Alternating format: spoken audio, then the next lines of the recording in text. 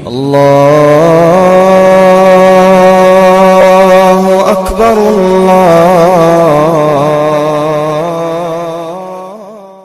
السلام علیکم رحمۃ اللہ وبرکاتہ۔ میرے عزیز دوستو، اس ویڈیو میں ہم آپ کو بتائیں گے غسل کرنے کا سنت طریقہ۔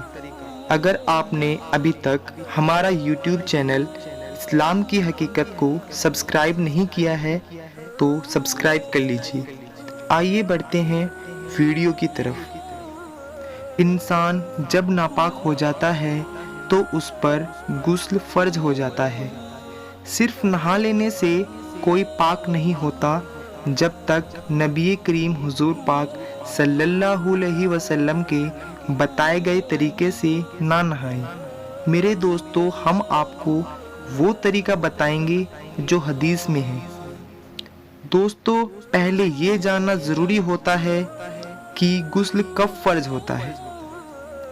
آئیے جانتے ہیں کہ غسل کب فرض ہوتا ہے۔ نمبر 1، جاگتے یا سوتے وقت میں منی نکلنے سے غسل فرض ہوتا ہے۔ اس میں مرد اور عورت دونوں شامل ہیں۔ نمبر 2، صحبت کرنے سے غسل فرض ہو جاتا ہے، چاہے منی نکلے یا نہ نکلے۔ نمبر 3، حیض کے ختم ہونے پر عورتوں پر غسل فرض ہو جاتا ہے۔ حیض اس کو کہتے ہیں جو خون عورتوں کو ہر مہینے آتا ہے۔ میرے دوستو، باتھ روم میں جانے سے پہلے بسم اللہ الرحمن الرحیم پڑھیں اور نیت کر لیں، جیسے کہ بسم اللہ الرحمن الرحیم، میں نیت کرتا ہوں پاک ہونے کی۔ اب باتھ روم میں جب غسل کرنے بیٹھیں تو سب سے پہلے اپنے ہاتھوں کو گٹوں تک دھوئیں، اس کے بعد استنجا کریں۔ میرے دوستو، پیشاب پخانے کی جگہ کو دھونے کو استنجا کہتے ہیں۔ اگر جسم پر کہیں اور ناپاکی لگی ہے تو اس کو دھو لینا ضروری ہے۔ اب آپ پورا وضو کریں جیسے نماز کے لیے کرتے ہیں۔ اب آپ وضو کا طریقہ سن لیں۔ سب سے پہلے اپنے ہاتھوں کو گٹوں تک 3 بار دھوئیں، اس کے بعد منہ بھر کر 3 بار کلا کریں۔ اگر روزہ نہیں ہے تو غرارہ کر لیں، اس کے بعد ناک میں 3 بار پانی چڑھائیں اور بائیں ہاتھ کی کنکی انگلی سے ناک صاف کریں۔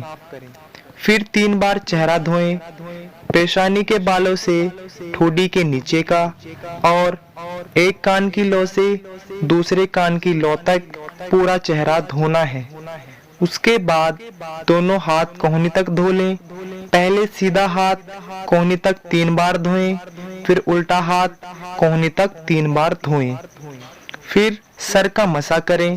مسح کرنے کا طریقہ یہ ہے، پھر پانی سے دونوں ہاتھوں کو تر کر کے دونوں ہاتھوں کی سب انگلیاں ملا کے پیشانی کے بالوں پر رکھ کر گدی تک لے جائیں۔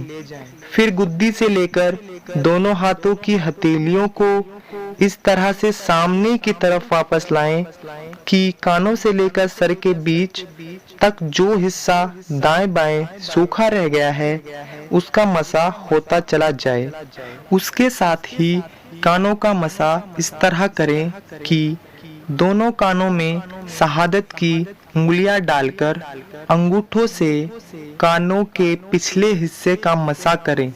یہاں مسح پورا ہو گیا۔ اب 3 بار پیروں کو گٹوں تک دھوئیں۔ پہلے سیدھا پیر 3 بار دھوئیں، اس کے بعد الٹا پیر 3 بار دھوئیں۔ آپ کا وضو پورا ہو گیا ہے۔ تفصیل سے اس لیے بتایا ہے، جس کو وضو کرنا نہیں آتا وہ وضو کرنا سیکھ لے۔ اس کے بعد آپ سب سے پہلے اپنے سر پر پانی ڈالیں، پھر دائیں کندھے پر پانی ڈالیں، اس کے بعد بائیں کندھے پر پانی ڈالیں۔ اس کے بعد پورے بدن کو اچھی طرح سے ملیں۔ اسی طرح آپ کو 3 بار پانی ڈالنا ہے اور بدن کو پوری طرح سے صاف کرنا ہے۔ یاد رہے، جسم کا کوئی بھی حصہ بال برابر سوکھا نہ رہے۔ वरना गुस्ल नहीं होगा। अब आपका गुस्ल पूरा हो गया है। अब आप नमाज भी पढ़ सकते हैं। उसके लिए अलग से वज़ू करने की ज़रूरत नहीं है। गुस्ल करने में वज़ू भी हो जाता है। जो गुस्ल करते वक्त वज़ू नहीं करते, 3 बार कुल्ला करके 3 बार नाक में पानी डाल के बताए गए तरीके से नहा लेते हैं, गुस्ल उनका भी हो जाता है, लेकिन उनको सुन्नत का सवाब नहीं मिलता। उम्मीद करते हैं आपको बताई गई बातें अच्छी तरह से समझ में आ गई होंगी। दोस्तों, अगर ये वीडियो पसंद आई हो तो लाइक कीजिए और शेयर कीजिए।